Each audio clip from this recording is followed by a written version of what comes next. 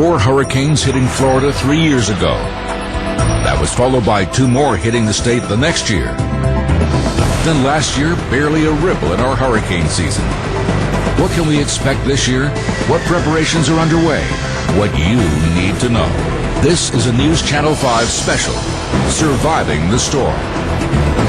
Welcome back to Surviving the Storm. Some oil analysts already are warning that a hurricane could upset the supply of oil, and that could lead to even higher prices at the pump, if you can believe that. But for those trying to fill up their gas tank after a storm, the price is only one of the problems. Finding a gas station that's operating is a big part of the battle. News Channel 5's Katie Brace reports on efforts to make lines shorter at the pumps, but it may not make a difference.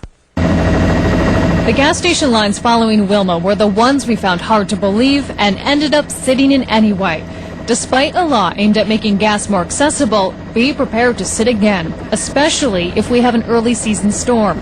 Just ask Hiram Frank, who installs generators. The public is out of luck. There will be no gas at gas stations to pump because there will be no generators there to do it. State law requires all gas stations within a half-mile of an evacuation route to have a generator hookup or a generator.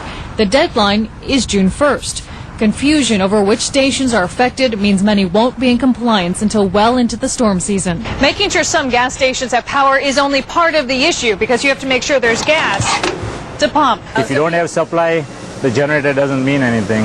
Kalpesh Patel owns 3 gas stations. ExxonMobil provided the generator hookups, and other companies have donated generators to keep him running, so they have access to gas. That's if he has it.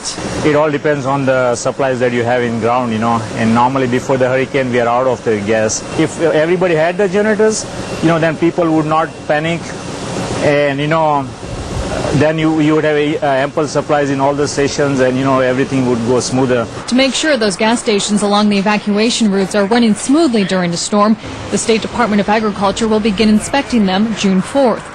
The department says instead of levying hefty fines, it will work with the station owners, so there will be some chance the lines will be a little shorter.